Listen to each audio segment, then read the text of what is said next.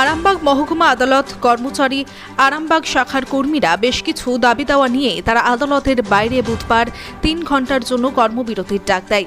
জানা গেছে আরামবাগ মহকুমা আদালত সহ হুগলি জেলার বাকি 3টি মহকুমা আদালতের কর্মীরাও এদিন কর্মবিরতির ডাক দেয়।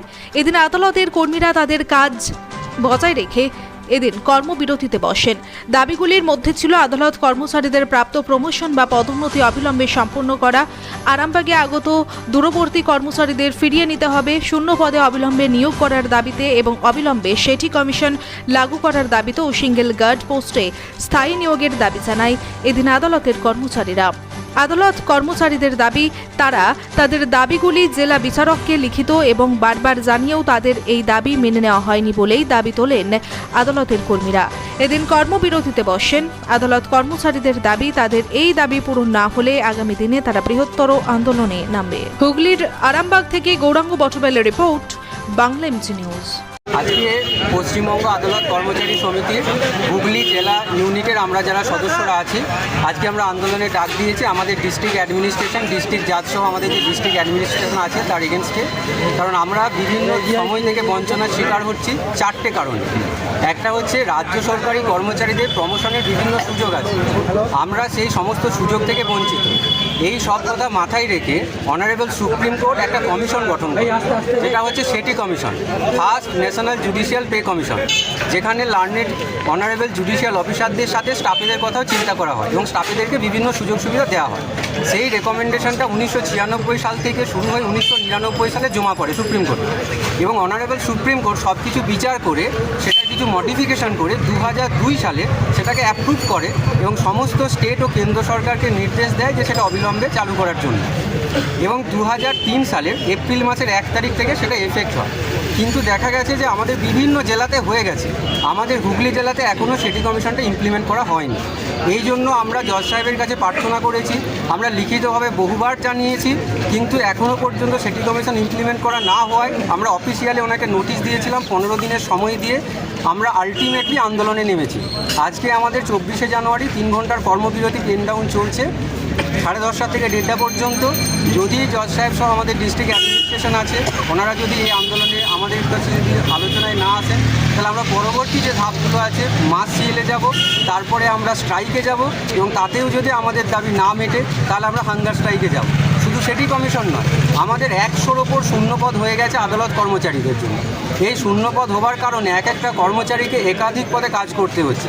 এটা শুধু কর্মচারীরা যে সাফার করছে সেটা নয়, যারা লিটিগেন্ট পাবলিক আছে, জনগণ, তারাও সাফার করছেন। কারণ অনারেবল আমাদের যে লার্নেড কোর্ট আছে, সেই কোর্ট থেকে বিভিন্ন কমপ্লাই করার কথা বলা থাকে। ধরুন কোনো পার্টিকে সমন পাঠানো হবে, সেই কাজটা যদি স্টাফ না থাকে করার মতো, তাহলে কোর্টের যে কাজ সেটা ডিলে হচ্ছে। এটা সবথেকে বেশি সাফার করছে লিটিগেন্ট পাবলিক। তাই আমরা শূন্য পদগুলো অবিলম্বে পূরণ করারও দাবি জানিয়েছি। প্রমোশন বহুদিন থেকে আমাদের বন্ধ হয়ে গেছে, সেই প্রমোশনগুলো যাতে অবিলম্বে হয়। যে ছেলেটা ডে গার্ডে কাজ করছে, সে সারা জীবন ডে গার্ডই পড়ে আছে, সে না পাচ্ছে কোনো ছুটি, সে না পাচ্ছে কোনো রবিবার ছুটি, না কোনো হলিডে পাচ্ছে, কিচ্ছু পাচ্ছে না।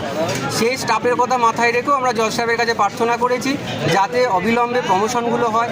একটা এলডিসি স্টাফ, সে 9 বছর, 9.5 বছর, 10 বছর চাকরি করছে, এখনও সে ইউটিসি পাচ্ছে না। সে যদি সরকারি জায়গাতে চাকরি করে তাহলে সে 4 বছর 5 বছরে প্রমোশন হয়ে যায়। এটা হবে যদি আমাদের সিটি কমিশনটা ইমপ্লিমেন্ট হয়, সেটাও বন্ধ হয়ে গেছে।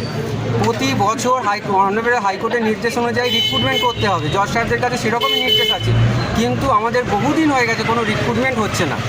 এবং আরেকটা বিষয়, যেটা এখানকার স্টাফেদের সবথেকে বড় সমস্যা, হুগলি জেলাতে 4টে কোর্ট আছে, চুঁচুড়া, চন্দননগর, শ্রীরামপুর এবং আরামবাগ।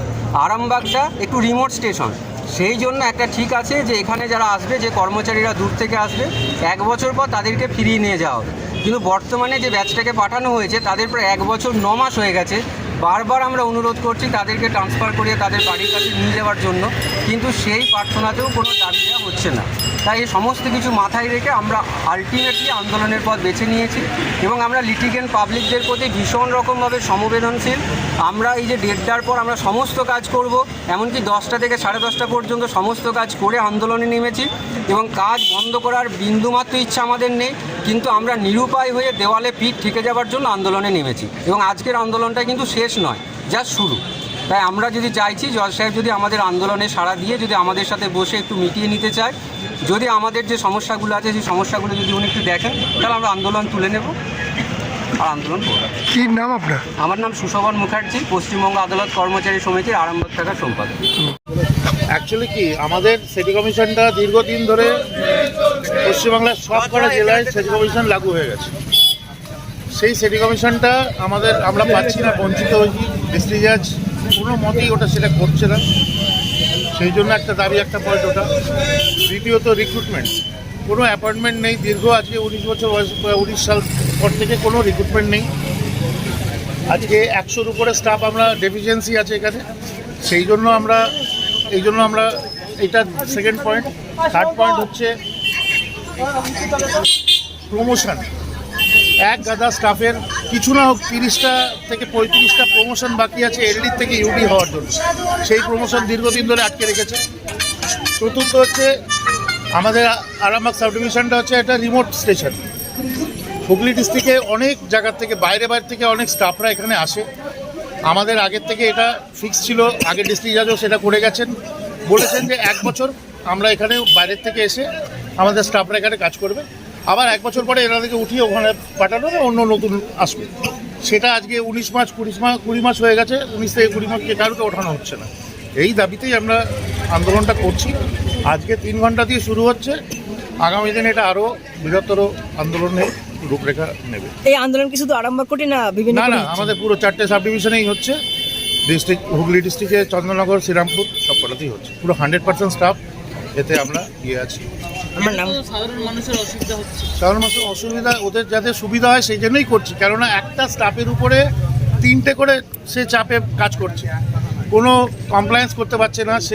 সে তো মানুষ। একটা কোর্টে বিভিন্ন টাইপের কাজ থাকে, একটা স্টাফকে দিয়ে সেই 3 রকম 4 রকম ধরে কাজ করানো হচ্ছে।